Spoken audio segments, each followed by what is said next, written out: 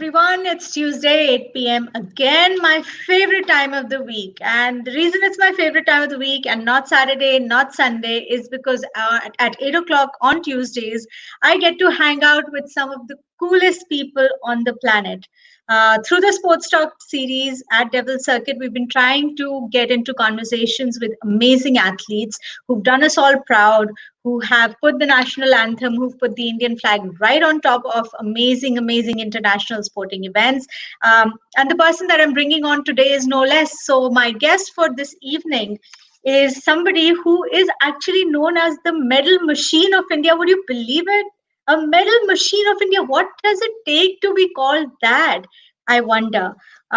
We will get into conversation with Niranjan Mukundan, who, okay, I have an extremely long list of awards that this guy has won. So let me pick out the key ones. Eklavya Awardee, holder of the prestigious National Award for Best Sports Person of the Year, Forbes 30 Under 30, in 2015, and we'll talk about this particular championship and this particular tournament for sure, because this guy went in and won 10 medals, out of which 7 were gold. How is that even possible? Is he all human? Is he bionic? Let's get Niranjan on and ask him all of these questions and more. Hi Niranjan, welcome to the Sports Talk. Hi Zeba, thank you so much for having me. Our absolute pleasure. So, medal machine of India. Tell me, we were speaking a minute ago, and you said you've lost count of how many medals you actually have, and you don't even know where they are anymore. Which one holds the most importance for you? Because this is incredible. You have so many medals. Which one? Yeah, I just got this. So I was nicknamed as Medal Machine of India in 2015. So I was crowned as a Junior World Champion that year.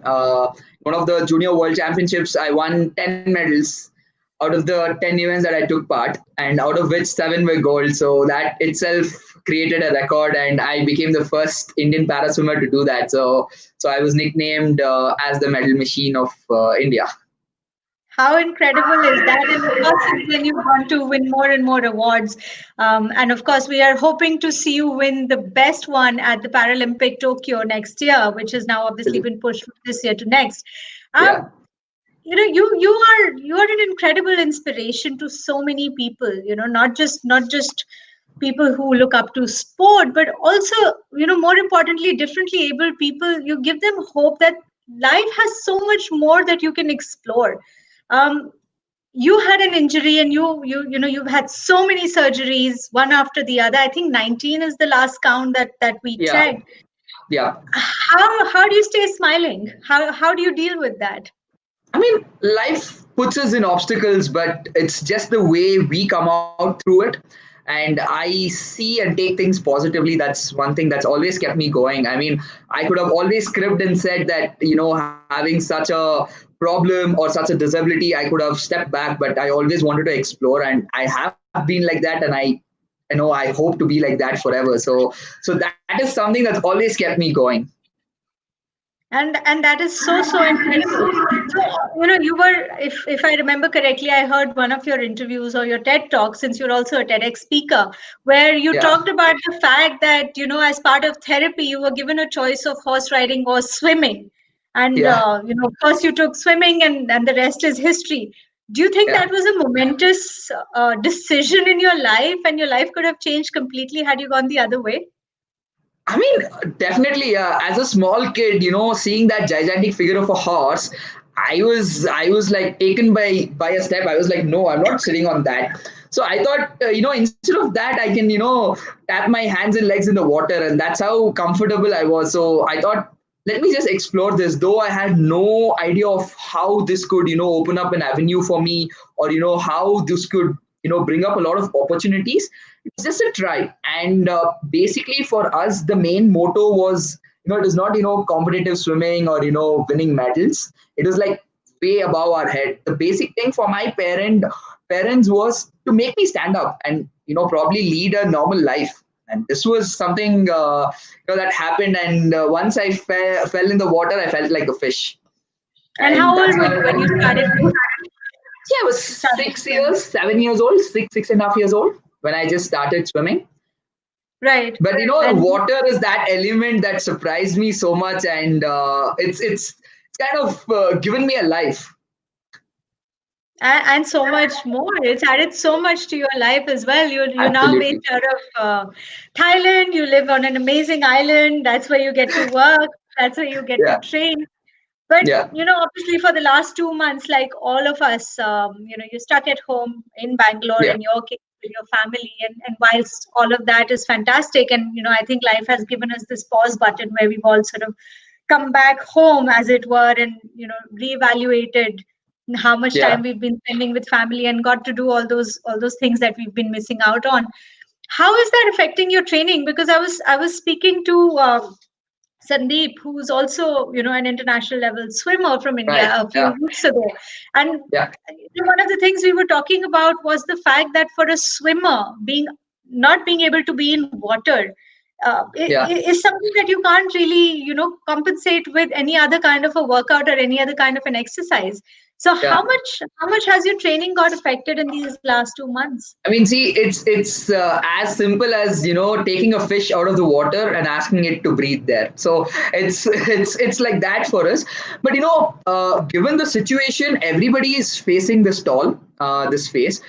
Yes, it's been a very hard phase for us because giving you certain example of other dry sports, they can even practice without contacting, or set up a small place in their house and get this done. But swimming is one sport, unless you have a swimming pool set up or you have access to a private pool, which most of them don't have.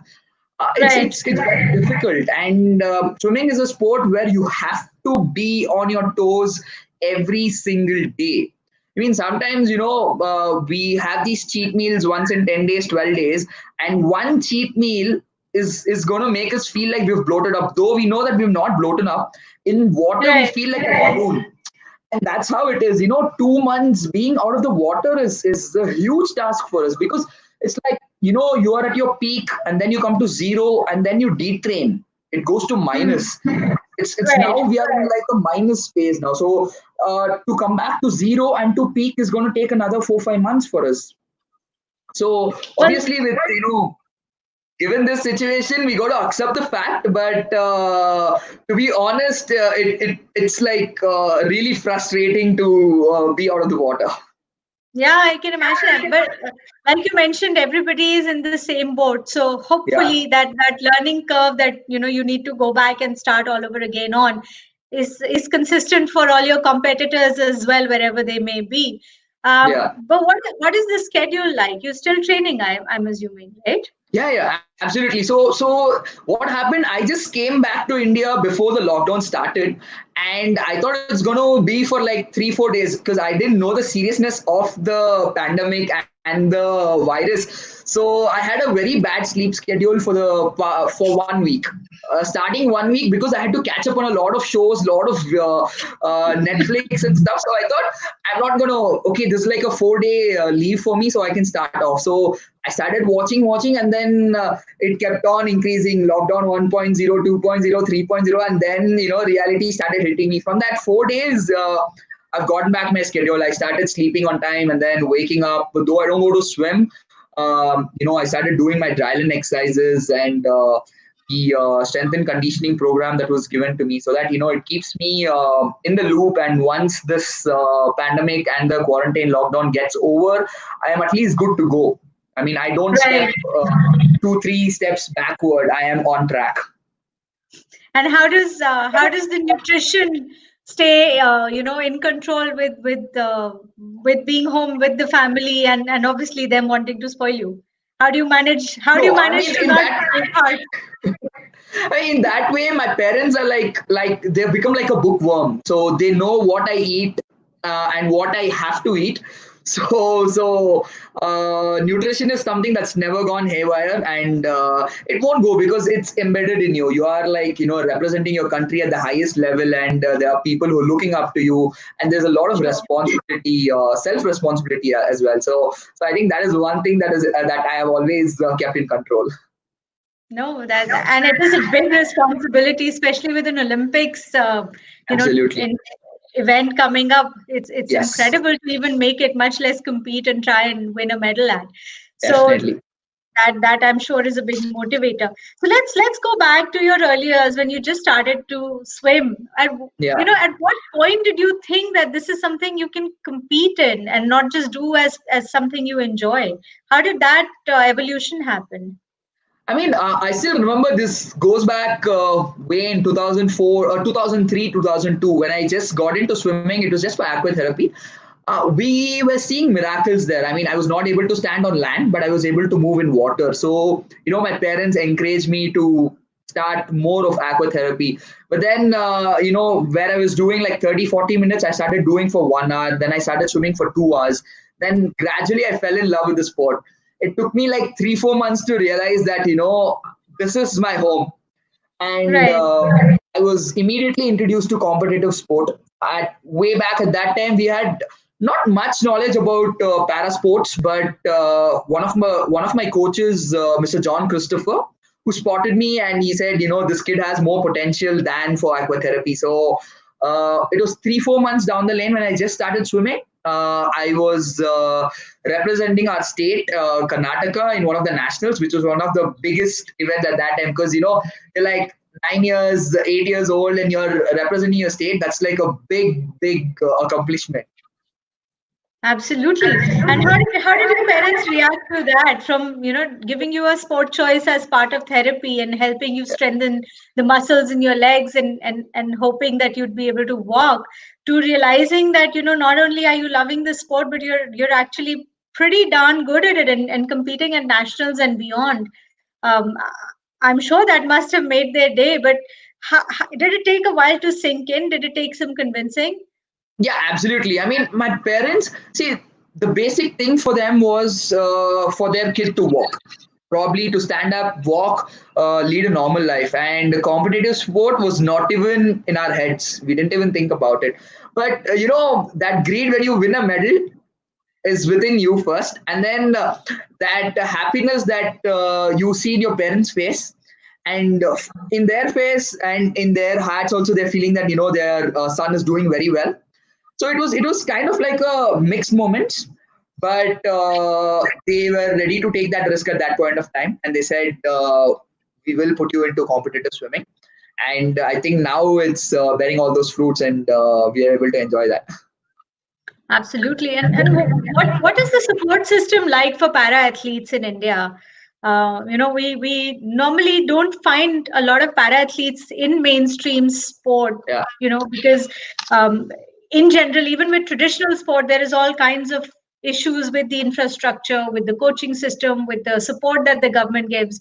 Over the last couple of years with Khelo India movement, that has slowly started to change, and now things are getting better. But when you go into the whole para system, Yeah. how is what is the support like? What are the issues that you've faced? I mean, more than issues, it's like people didn't know what para sports were before. Like, people just thought that there is a community of probably differently abled people who are playing sport. But Mhm. it took a while for them to realize that, we are doing it in a competitive level, and we are in par or probably even a little more than the able body athletes. But Right. we proved our mettle very well. Looking at London Paralympics, the 2016 Rio Paralympics, our medal tally were on rise, and we have been doing very well at the Asian Games, Commonwealth Games, and stuff. So, and then the government also stepped up. We had a lot of rewards, awards separately given to the para athletes. And now we also have a different support system that takes care of para athletes. So in that way, I think it's been spreading. The knowledge has been spreading, and we've stepped up. I would definitely say of where we were probably 10 years before, we are moving towards that positivity. Yes, we do have certain hurdles even now. We don't have a lot of friendly infrastructures, differently able friendly infrastructures. That is something which is a huge amount of positivity and a huge amount of advantage if we have. But the private organizations are coming up. They're not coming up totally, but then some of them have come up and supporting us to make it good at the elite level. Yeah, and I think that support system is so important because not only does competitive sport take a lot of you for obviously resources in terms of your time commitment, your support system, your coaches, your nutritionists, and so on, but it's also expensive to True. be competing at international levels. There are all kinds of expenses that one has to meet. I mean, to a third party, just to interrupt you, to a person who doesn't know anything about swimming, he just says, you just have to wear a swimsuit and swim. That's it. You barely have clothes on your body. But then the swimsuit that we wear costs like it could probably cost as much as a second-hand car.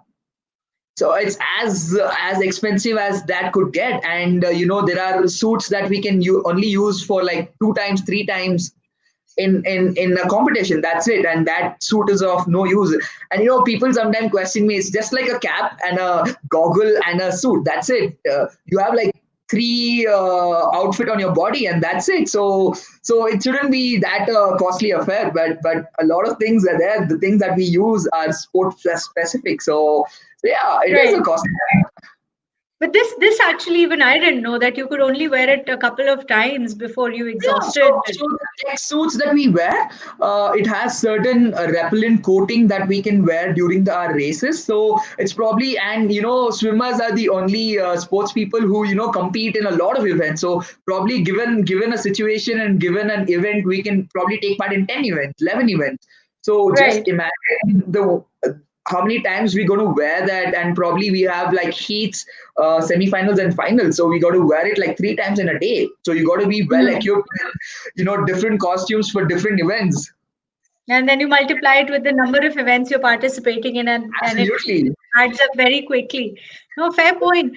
But also, what is your advice to, children who are starting out, who are differently abled and who are good at some sport? What is the future in India for para athletes, and how do they start? How do they take their interest in sport to the next level? I mean, definitely, para sports is growing heaps in India, and we've had some great medal history, and we have some amazing sports people in India. And I always tell this to people who think twice: do not think twice. I mean, you like something, just go for it. There are going to be obstacles. There are going to be people. I mean, when I started, people thought sports were not for me. They thought, having a problem in my leg, people thought, I shouldn't be risking myself. I shouldn't be doing something that is not beyond something beyond my capabilities. But I proved people wrong. I thought that is a time that I can give back people. I can give back society by saying that this is not the way we got to be treated. We do have a life. We can make our country proud, and my sole aim was that when I started swimming, it was I always used to dream when I sleep. I was dreaming about the Indian flag. I used to dream about me wearing the Indian jersey. And I am a big cricket buff. So I used to always see them, wear that Indian jersey. And I always thought, if they can do it, why can't I do it? And I'm glad that I'm able to do that now. You make it sound so easy that you just kind of thought I'll do this and it happened. The kind of hard work that it takes to get to where you are at, and the kind of grind that you have to go through is incredible. Yeah. And especially when you're differently able, I think one of the things that we've seen a lot within our family, within people that we know, is that everybody wants to protect you. Everybody wants Yeah. to make sure you're safe all the time, and Yeah. that's not from it doesn't come from a bad place. It just comes from a place of love and affection, but you kind of almost want to hold them back because you feel that you don't want to put them in a situation where they might risk an injury or risk hurting themselves beyond. Yeah. How do you deal with that? Is that something you come across very frequently from people? I mean, see, for me at home, I'm still the pampered child. I can still put it on record. My sister is watching this, but still I can put this on record. I am like the pampered child. Even now, even now, if I'm coming from another country, it's like a big festival, and my sister keeps fighting. It's like he's just coming home. There's no big deal. Why are you making him like there are like some A hundreds of warrior in dishes? guns. Yeah, and then they're like all my cousins or everybody are home, and she's like, whatever, he's just coming home, it's not a big deal. So it's like that. But then my parents let me follow my passion. That was one thing that I always had, like a great backup, like a backbone support. They never said no to me. They said, Niranjan, we are in a community where you follow your passion. I don't care about what others are going to think, and we don't have to believe that what they are saying is going to become right. So what you like, you follow, and we're going to be there for you. And that, in that way, I had a lot of self confidence. I had that abundance of support from home. So that's made me what I am today. And that, that is priceless. And I think that is a common thread that I've at least seen across everybody that I've interacted with. Bhavani is watching, and I've just seen her put a comment as well. And that is something that holds true for her, it holds true for Satya and you, of course, Sandeep. I think it's so important to have that family support and people believing in you, and you True. kind of letting you invest in your dreams and chase them as far as they could take you. Um, Yeah. so how did that affect your studies? When you're in school and when you're competing and when you're Yeah. trying to do something so incredible with sport, it Yeah. takes so much of your time. How do you balance your regular life, I as mean, it were, with before sports? I start off with school, I just want to make sure that I was a backbencher. Okay, so I was an outstanding student, always standing outside. So I used to hardly attend classes because of my training schedules and my competitions and stuff. But whenever I went to school, I used to stand outside for making one or the other naughty things in class. So basically, I was like that. But the school supported me well. When they knew that I was playing for the state, when I was playing for the country, they knew that it's a pride for them as well. So I used to have extra classes. I used to have teachers coming home and supporting me and teaching me. So in that way, I had a great support from the school, which also gave me that liberty of focusing more on swimming than going to school and then doing that extra bit of work of studying at school. But my parents made one thing sure: whatever I do, they were like, "You're not going to give up your studies." So that was one warning that I always had. So once I finished my high school, they said, you're gonna do your PU, and once I did my PU, they said you got to do your undergrads. Once I did my undergrads, they said, undergrads has no value. You got to do your postgrad. So I was like, okay, fine. But it went hand in hand. I mean, I had no big hurdle or problem coping up or managing. Though I used to get like 70s and 80s, which was good enough for a sportsman who hardly attended school. I kind of enjoyed it. And then, so you have your sports, then you add to that mix your studies, and then on top of that, you add to the mix your medical issues with your Yeah, surgeries. yeah, How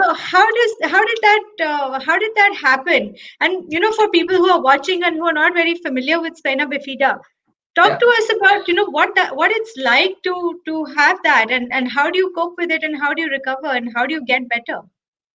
So I was born with a closed spina bifida. So spina bifida is a condition where your spinal is not fully covered and it's not fully grown. So there are two types of it, which is open and closed. And a lot of the spina bifida patients are, physically and mentally, intellectually affected also. So in that way, I was like, very lucky enough. I could say that I was just a bit physically affected and not mentally affected.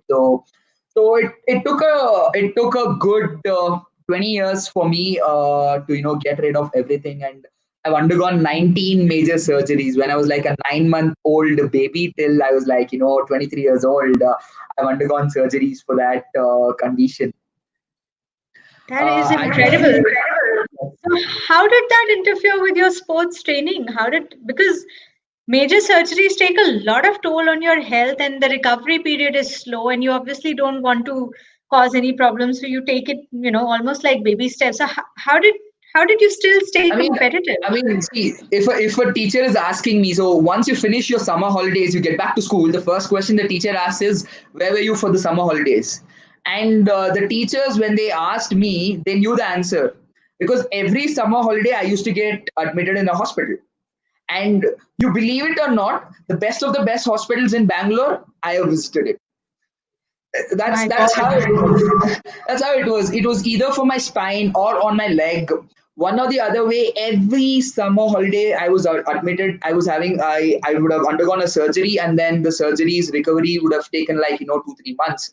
But once I came to a level where I was mature enough to understand what was happening with me, and at the same time, I was also transiting in my swimming career, becoming a competitive swimmer. I also realized that competitive sport is just not physical. It's also a mental way to get there. So I started visualizing things. I started thinking positively. I had that positive mindset, and every time I had a surgery, I had my team with me. I had my team of coaches, my team of fitness experts, who supported me, who believed in me, and at the time of my struggle, they were there. So that has made me a better person, and I think I strongly believe in that. Any sport, for that matter, it's not just physical. It's a major part of it is mental. Of what you think, how you feel, uh, how do you visualize your races? I mean, for me, being a swimmer, visualizing races is such a big thing. I mean, sometimes I visualize race and I win it, and in the reality, I just go swim and I know that I've already won. So it's something like Wow. that, something that I truly believe in. And but how do you stay that strong? How do you keep yourself so focused and so alert all the time? What is your inspiration? What gets you to get up and be this go-getter every day? I am someone who looks at improvement every single day. Even if I'm winning a gold medal, it doesn't satisfy me. And this, a part of it has come from my coaches that I've trained with. I am coached by one of the Indian coaches here in India and one Spanish coach in Thailand. So both of them, they always said this. They said, if you don't feel like quitting your sport 3 times in a week, that means you're not doing the sport well. I mean, and that's how it is when I wake up. I wake up sometimes at like 4:30, 5 o'clock, because I got a report at the pool by like 5:15. So every time, I have an alarm at like 4:42, 43, 44, so that I don't miss my alarm. And I wake up, I'm like, hey, yaar, it's okay, I don't want to swim. And then the last alarm, I'll be the first one in the pool. So I think that passion towards sport, and those people at that struggle, we sometimes don't credit people when we win.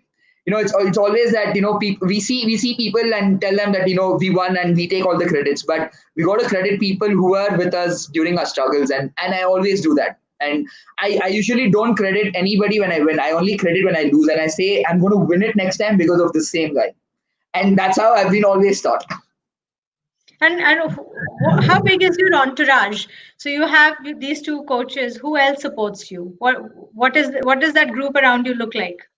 So when I started representing India, this goes back in 2012. I was just transiting from the national level to the international level, and just trying to make my name and trying to get those eyes of people who could support me, because I come from a very humble background. I don't have like not born with a big silver spoon where I could say that I can take care of all my expenses. So at that time, one of the NGOs named Go Sports Foundation, they came into board and they said, they spotted the talent in me, and they said this kid again has a lot of potential, and they started supporting me not just monetarily but then giving me access to a lot of expertise, which at that point I didn't know. I mean, I had no clue about having a separate nutritionist when I was like 12, 13 years old. I just thought I can probably eat home food and I'll still be healthy and still be able to perform.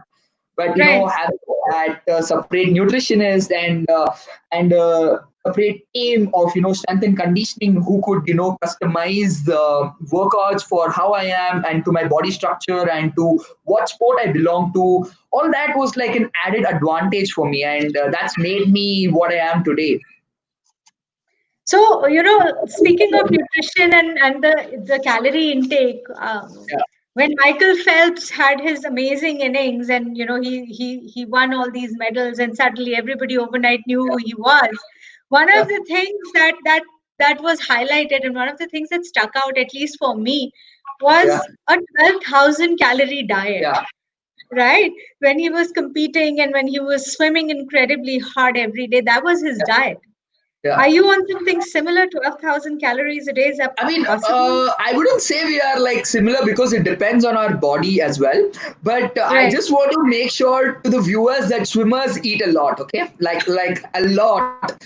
I mean, there have been instances where I've been thrown out of my hostel because there have been complaints from other students who've told that this guy eats a lot, and it's us. We consume a lot of calories because we burn a lot of calories. Sure.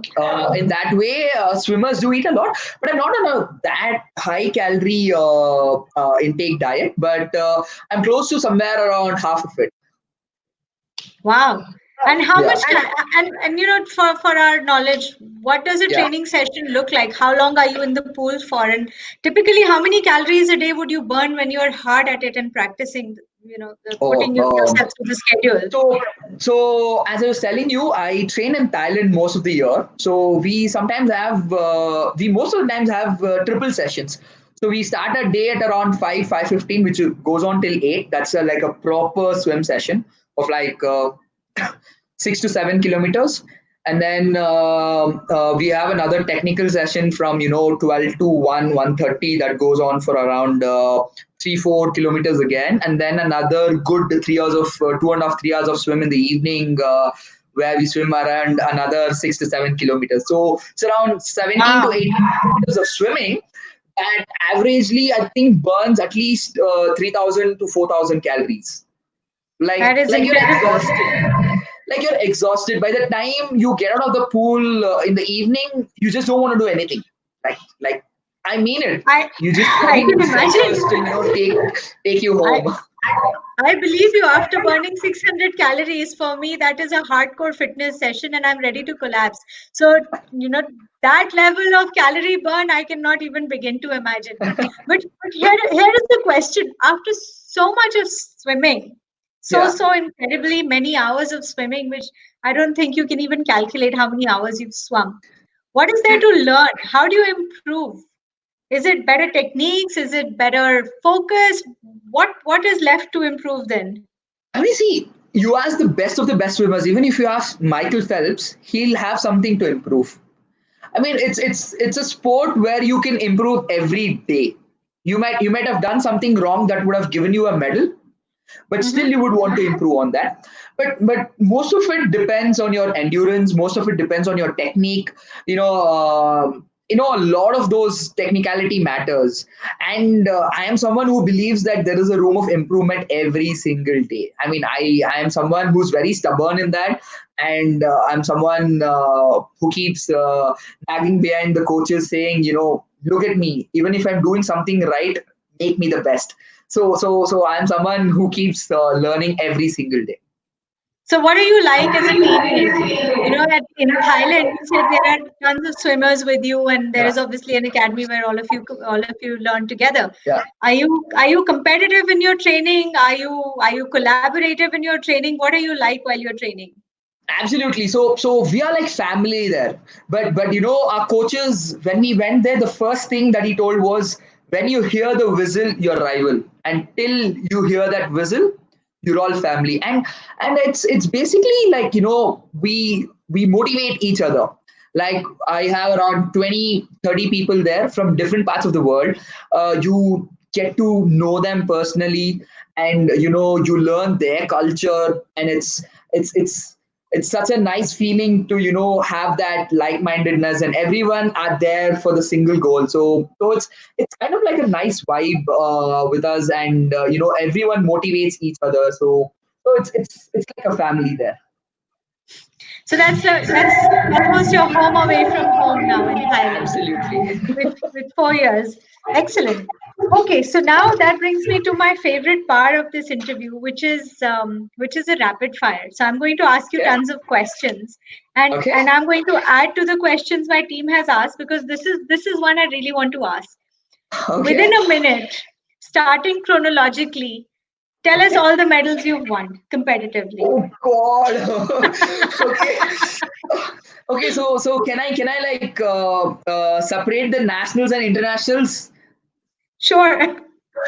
Okay, so I started swimming in for India in 2012. So the first medal that I won was in Germany. And then going on 2013. Ever since then, I've been winning medals every single year. Uh, okay, it's getting difficult. So one of the World Junior Championships in 2013. Another World Junior Championship in 2014. I was crowned as the Junior World Champion in 2015, and I won a Asian Games bronze medal in 2014 again. 2016 again, I broke my old record, becoming another world champion in 2016. God, this is difficult. 2017. I mean, I can definitely say ever since 2012 when I started competing for India till date, like till 2020. Even in 2020, I competed in January, February, and then this lockdown came up. So it's 60 odd medals representing India. Because I know that because my team did this background check and got to know that I am the only Indian who crossed the 50 mark. So I'm like proud enough for that to know that I've won like 60 odd medals for India. But to give you a count of nationals, it's probably more than like 100 or 150. So How incredible is that? That is unbelievable. And which one, if you had to pick one, which one means the most to you out of all of these? stuff. I've had like a story behind every medal, I can say. Like there've been an instance where I've just walked out of an event thinking I can't swim anymore because of an injury during the event, and I swam an event. So this happened in Asian Games.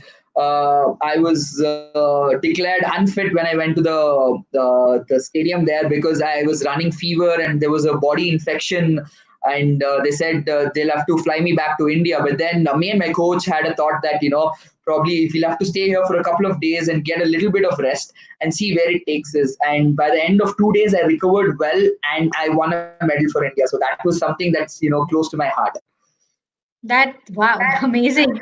So, Bhavani has a question for you before I get back into my rapid fire because I really like this question. She's saying, share your best and worst experience in training or in competition, and what have both taught you? Your best experience, your worst experience, and what have you learned from them? I mean, see, the best experience is obviously winning medals. That gives you a lot of happiness and that greed for winning medals. So every athlete has that greed. So once you win a smallest of the smallest medal, you want to upgrade yourself. I think the Sure. worst thing is to take winning and losing at the same time. Sometimes when you are at a certain level, you just want to keep winning, which doesn't happen that way. You got to take your losses as well. But in my way, I took it up equally. When I lost, I used to live out my frustration. I used to go to a room where there's no one. I used to cry it out. Like I used to just cry it out. But I just make sure there's no one there. But once that's over, it's over. I don't even look back Right. at and what happened there. I do analyze it, but it's just that you just have to accept your losses as well. And I think that's the only way to stay sane, right? Because for anybody who competes, there are Yeah. always, irrespective of how many wins you have, there are more losses. You have to Yeah. keep going through the losses I mean, and reach I pinnacles. can definitely say that I was an initial failure. I mean, I didn't even know that I would come up to this level, and each failure has taught me a lesson, and each failure has made me a better person. And every time I have failed, I've analyzed myself. I've had that fire in me. I have felt angry on myself, not on anyone else, but just on myself to make myself better. Amazing, amazing. Okay, so coming back to this, one thing and one thing alone, and this is something that you have to say instantly, so you can't take too much time to think about it. One Okay, thing that keeps you motivated to achieve more in sport. If you had to just pick one, what would that be? passion. Passion. Name the Yes. opponent who you think would be a huge competition at Paralympics 2021. Germany. Okay. If not a swimmer, what would Niranjan have been? I don't know. Probably a host or something like that. You could, absolutely. um, Name few other para athletes from India who inspire you. So I want to go back to this question. What is your inspiration? I know you're a passionate guy and the passion for sports keeps you going. And, after having won so many medals, you're still greedy for more. So that obviously inspires you. But who are the people, if any, that you look up to, who you look at and say, "My God, these guys are incredibly inspiring," and that's what I want to do as well. I Do you mean, have? I'm someone who looks at inspiration around me for sure. But if I have to name a few, definitely someone who I always talk about is Rahul Dravid. So Rahul Dravid has been like a big role model for me ever since since childhood. I've grown up watching him play cricket. So and he's also part of Go Sports Foundation. And Right. I've had yes, so I've had some great time meeting him, being under him. So that's made me a better person. I would always say that. Now coming back to sports swimming, I obviously look up to Michael Phelps, who's been like the goat of all sports, not just swimming. And I've also had an opportunity to swim with some greatest Olympians as well, Olympic medalists. To name a few, Adam Peaty, who's like the fastest breaststroker in the world. So Yeah. with him, and there's also a girl named Mia Nilsson, who's also one of the world's fastest backstrokers. So I've trained with her as well. So these are a few people in my sport that I look up to as role models, or someone whose habits and the way they've performed, and the way that they've been in the water, outside the water, is what I have like takeaways. In para athletes, to name a few, in India, Deepa Malik has been a big inspiration for all of Yeah. us. Right. She's also broken that barrier that there's no age to win a medal. Winning a medal at that age and proving that medal has been like a big inspiration to all of us. Well, So she's these are broken three barriers: a woman athlete, a absolutely. para athlete, and an athlete who's over the typical age of somebody who you'd expect to participate and win.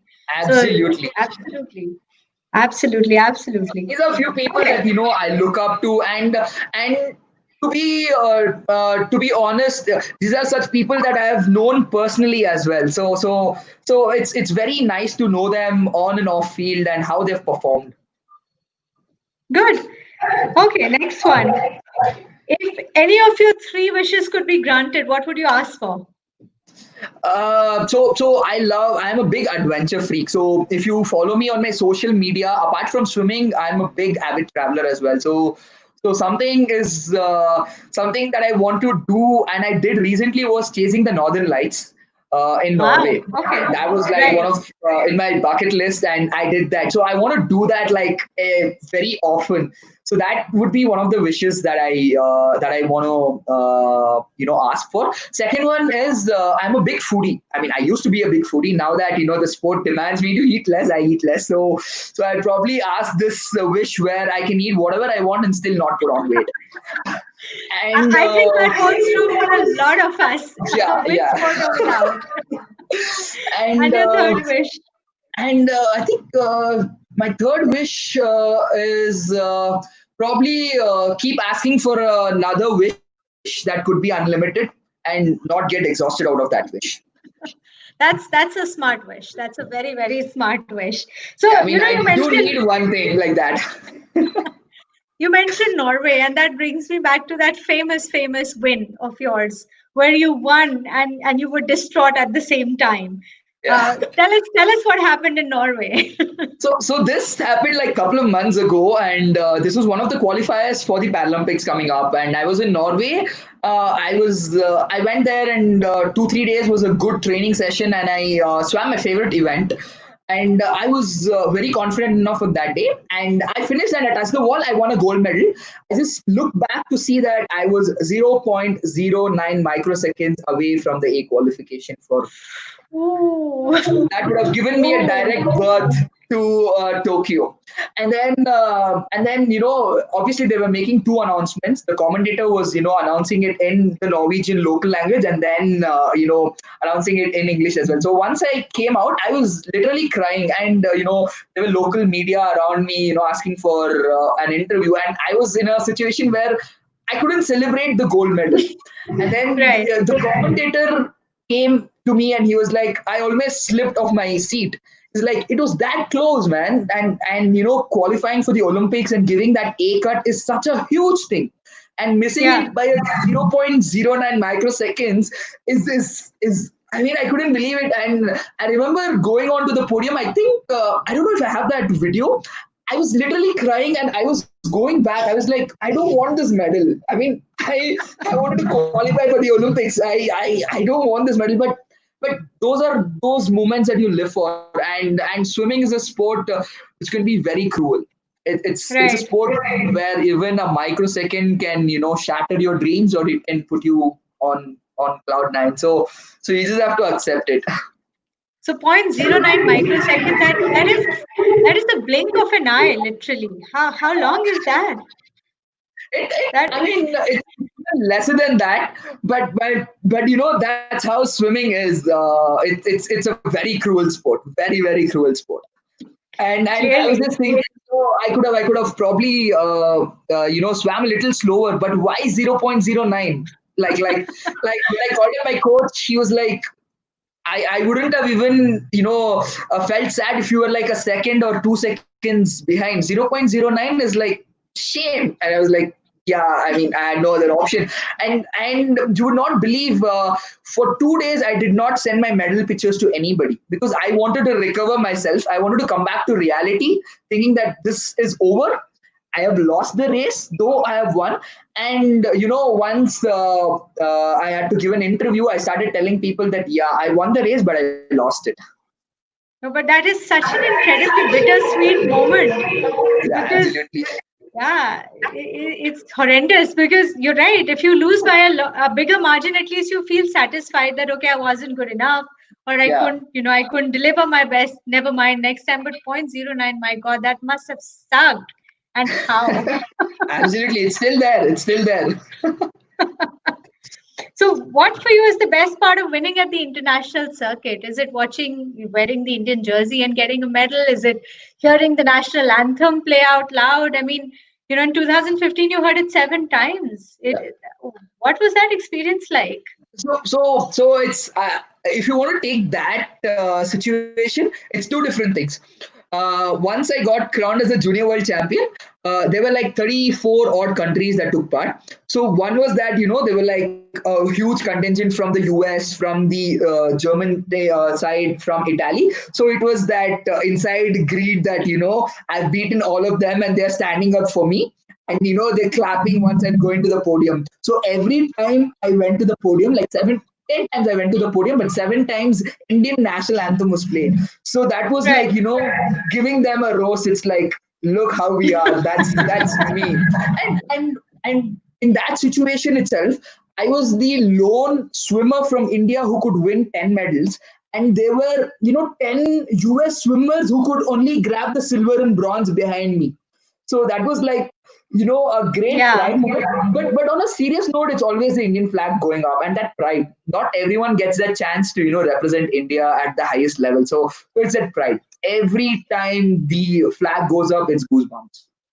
Yeah, it's 1.3 billion people, and you're one of those handful of people who are making that happen for your countries. That must be an unbelievable emotion you feel at that point. Absolutely. Okay, so next one is a cool one, and I would like to give this a thought too. If given $1 million overnight, what is the first thing you would do? Oh, I'd probably buy an island. Now that I'm like an islander, I'd probably buy an island and then live my life there. You're too young to live on an island. You need city life right now. Another 30 years, you can buy an island. Not right now. Okay, so now what we want you to do is we want you to pick from one of the three dares and Okay. do one dare, whichever one you like. So we're generous like that. We give you a choice and you can pick one. So the first one is a tongue twister. So the tongue twister is she sells seashells on the seashore, if you can Okay. manage that. The second is you need to make three emoji expressions and they have to look like emojis. And the Okay. third one is you have to say this epic dialogue, but in a different expression. So the epic dialogue, which everybody knows and most of us have heard, is "Aaj mere paas gaadi hai, bangla hai, paisa hai, tumhare paas kya hai?" But you have to say it in a sad tone with a very sad and depressed expression. And I would urge you to take the third one, but you have a choice. Okay. Okay. Now that you're insisting me, I don't mind. Okay, let's hear it. Okay. So could you like Tell it to me again so that. Sure. So Okay. आज मेरे पास गाड़ी है, बंगला Mm-hmm. है, पैसा Mm-hmm. है. Okay. तुम्हारे पास क्या है? So this should be on a sad note, right? Very sad, very very melancholy, very sad. आज मेरे पास गाड़ी है, पैसा है, बंगला भी है, तुम्हारे पास क्या है? Very very well done. There you go, alternate career right there. You're a good looking guy, you fit, you can act. Alternate career sorted. You sorted for life, Niranjan, no worries. Oh God. Oh my God, that was incredible. We'll now open up to audience questions. Let's see what our beloved audience who've been watching us so patiently wants to ask us. People open to questions. So somebody just wrote you're a vegetarian. Are you a vegetarian? Oh yes, I am a vegetarian. So you get 6,000 calories from a vegetarian diet. You managed to get that, really? That's how it is. So that's how the team works. That isn't so. Where do you get your proteins from? What is? And this sounds like a very bad non-vegetarian person, complete ignoramus kind of a question. But genuinely, where do you get your proteins from? To give you a little more shock, I'm just trying to become a vegan as well. So that is even worse. But yeah, looking at the animal cruelty and a lot of things happening in the world, I'm trying, and I've been succeeding to become from vegetarian to vegan as well.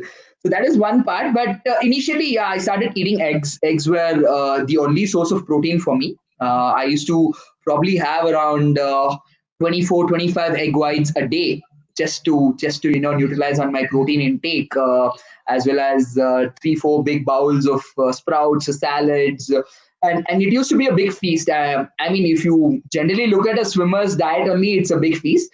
But to customize to what I eat and how I eat, it was high calorie diet as well. Amazing, because I watched this documentary about vegan, which took the whole world by Yeah, storm game on Netflix. changers.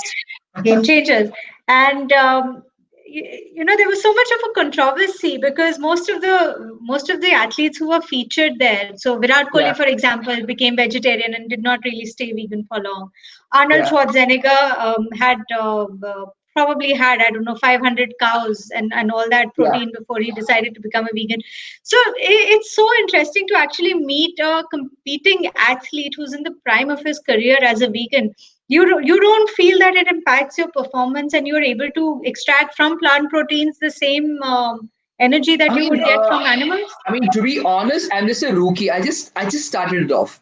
I just stopped dairy products and just started eating alternative for dairy products as of now. But yeah, it was difficult once I started this to become a vegan. I think a year ago, but it was difficult because I used to travel a lot. I used to stay outside a lot, and to find that exact amount of plant protein was difficult. But then there are sources, and for athletes definitely it's difficult, but I'm Right. just trying to loop that way out if I can. No, absolutely. All the best, and I hope you work. So Bhavani wants to know: have you learned how to make your milkshake now? What's the story there? Why can't you make a Oh, milkshake? apparently I've been banned from the kitchen in my house. So I was so bad that I didn't. So this really happened. It's not that I'm just saying it. So I didn't know that I had to add water to the rice in a rice cooker, and I burnt the entire rice cooker. So I've been literally banned from the kitchen, and I'm sitting here, and yeah. So that's how it's been. Simple of the So simple things. have you improved since that incident, or are you still So happy kitchen with the kitchen is ban not outside the my kitchen? department. It's never been my department. As I told you, I was like a pampered kid, and even now I'm like that. So my mom has said you've been banned from the kitchen. Don't even show your face there. So I don't go that side. So what is your hobby? What do you do in your spare time? We never really got to that conversation. So when you're not swimming and when you're not thinking about swimming and when you're Yeah. not training, apart from So watching cricket, I what else I do you love do? traveling. So I love traveling. Traveling is one thing. I think I've visited around 35 odd countries. And another one is I'm very passionate towards cars. So just a trivia, I also hold a Asian record in one of the car racing as well. So I am the fastest Indian who covered the golden quadrilateral in the fastest possible time Of by course a you are. different Why lane. won't you be? Absolutely. So yeah, that is That, also one thing. that's incredible trivia. Why won't you go Yeah. and win that record? Of course you'd go break that record. What other records do you hold, Niranjan? Or should So we as do of now, another? is this? So Limca, world records are Yeah. aplenty. Yeah. But that is, on a lighter note, what is your downtime like? Are you ever not competing? Are you ever just chilling and relaxing? I mean, I wish I could do that. A lot of friends are, watching this and they've been texting to say that, you don't spend time with your friends. And that is something that I always feel. It's been like, 4 5 years since I've even traveled out with my family because when I am here, they are not here. When they are, going out on a trip, I am not there. I'm somewhere competing. But it's also that, I'm a big movie buff. So whenever I'm in Bangalore, you will see me in one of the other theaters. It could be any language, any movie, but I'm a big movie buff. I want to watch it. So Yeah. that So is something. what's your top three recommendations? So now I think I watched Extraction. Extraction was something that I really, really loved. And then what is the? Oh, I'm a very big fan of Fast and Furious, so I keep watching them always, all the time. And I don't know why. Is it because of the cars or because of the actors that I like in them? And I'm a very big Avenger fan as well. So these three would be something like There you go. So that is like a whole month's library completed in Fast yeah, and Furious and Avengers series. absolutely.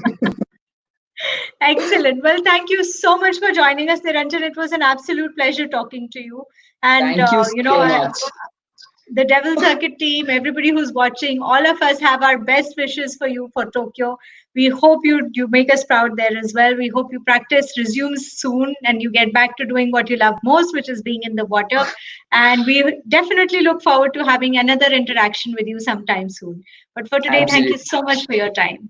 Thank you so much for having me. And yeah, please stay safe, stay indoors, guys. We are together in this, and we'll pass through this. Excellent. Thanks, Niranjan. Take care. Bye bye. See you. Bye.